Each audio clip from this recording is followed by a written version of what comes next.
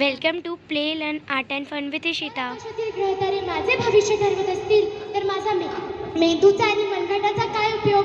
असे ठणकावून विचारून समाजाची खोप उडवणाऱ्या महामानवाला माझ्या त्रिवार वंदन करून मी इशिता अश्मिता शिशुपाल हाडगे माझ्या भाषणाला सुरुवात करते.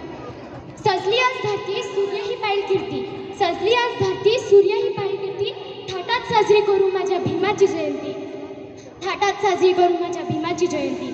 दलितांचे ते तलवार होऊन गेले, अन्यायाविरुद्ध प्रहार होऊन गेले, दलितांचे ते तलवार होऊन गेले, अन्यायाविरुद्ध प्रहार होऊन गेले.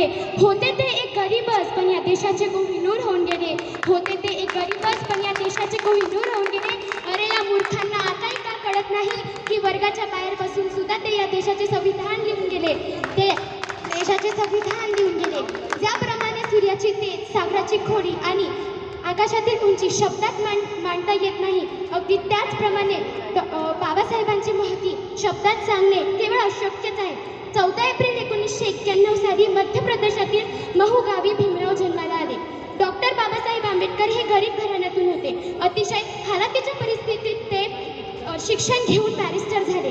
डॉक्टर बाबासाहेब आंबेडकर म्हणायचे, जर तुमच्याकडे 2 रुपये असतील तर 1 रुपयाची भाकरी घ्या आणि 1 रुपयाची पुस्तक घ्या.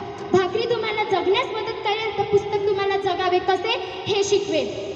फुलांची कहाणी वसंताने लिहिली, रात्रीची कहाणी ताऱ्याने लिहिली, फुलांची कहाणी वसंताने लिहिली, रात्रीची कहाणी ताऱ्याने लिहिली.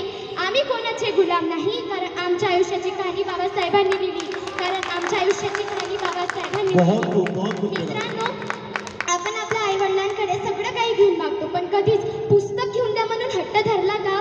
मित्रांनो, सतत वाचल्याने आपले मस्तक सुधारते आणि सुधारलेले मस्तक कधीही कुणापुढे नतमस्तक होत नाही.